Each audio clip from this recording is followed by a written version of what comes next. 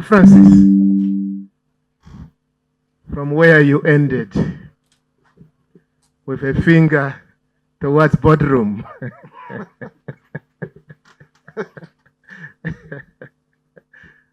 How do you advise board members, and there are many here,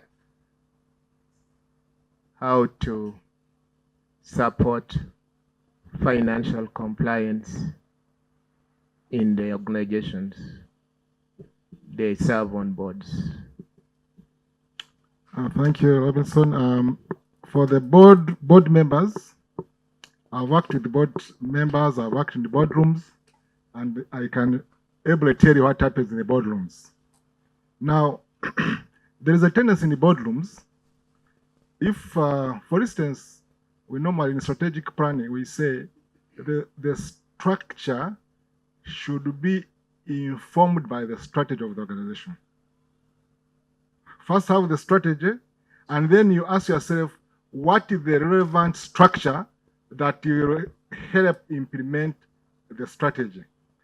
And in many organizations that have done restructuring, having realized that actually the original structure does not support the strategy. They have done restructuring. Now, when you have a structure that has been informed by the strategy, then you have the right people and the right structure. Now, that's step number one. Now, step number two, when you are in the boardroom, they normally say it is sharing of the cake when they are budgeting. It's budgeting season. And every director in the boardroom wants to take the lion's share. That's the temptation and the tendency. But we advise that what should inform budget allocation is the strategy, not the way, how loud you talk as a director in the boardroom. The strategy should inform the budget, because if you are allocating the budget, you should allocate it to the strategic priorities, those projects that when you implement them, those initiatives that when you implement them, they'll drive change within the organization as far as achieving the mission and the vision of the organization.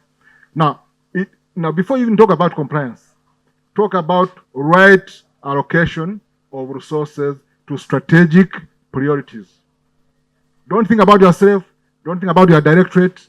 There is even a struggle which project goes into whose directorate. Some directors have made sure that all the projects are under the office of the CEO or the MD, because these projects are scheduled with what? Lots of money, donor funding. So he says all projects are under my what? My office. But literally every project must reside in a competent directorate. If it is an IT project, why wouldn't it go under the director of IT? You see? So there is a struggle of who controls what. And that's where the challenge comes. Now, resource allocation, before you even talk of compliance, to first allocate resources in line with strategic priorities of the organization. Because all of us at different levels, from the board, senior management, up to the last person in the organization, our job description is to bring change in the organization. We manage a process, and when you manage that process, there should be a change. And we measure you by the change you have created. Even the person who prepares in the organization, he or she is measured on the change he has what?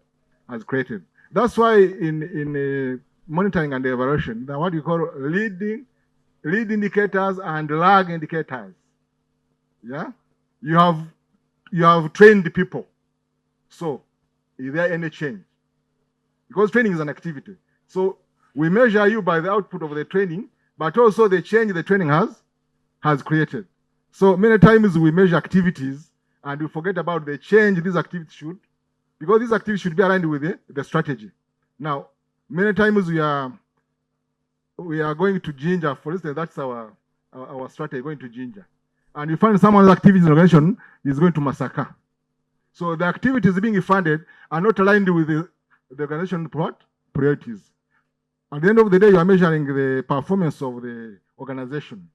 Now you find that individual staff, they have outstanding performance and they're getting 13th check.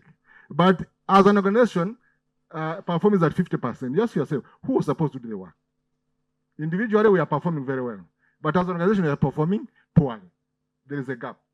And that's why we link planning to performance management. You cannot say the organization has performed very well and the staff have not performed very well. You cannot say the staff have performed very well, but the organization is not what? Is not performing. So compliance begins in the boardroom, deciding on right things, which are cascaded down to people who do things right. And that's, I think, the essence, the gap we need to address in compliance. Begin with right things, allocate resources to right things, and then monitor right things. Thank you very much.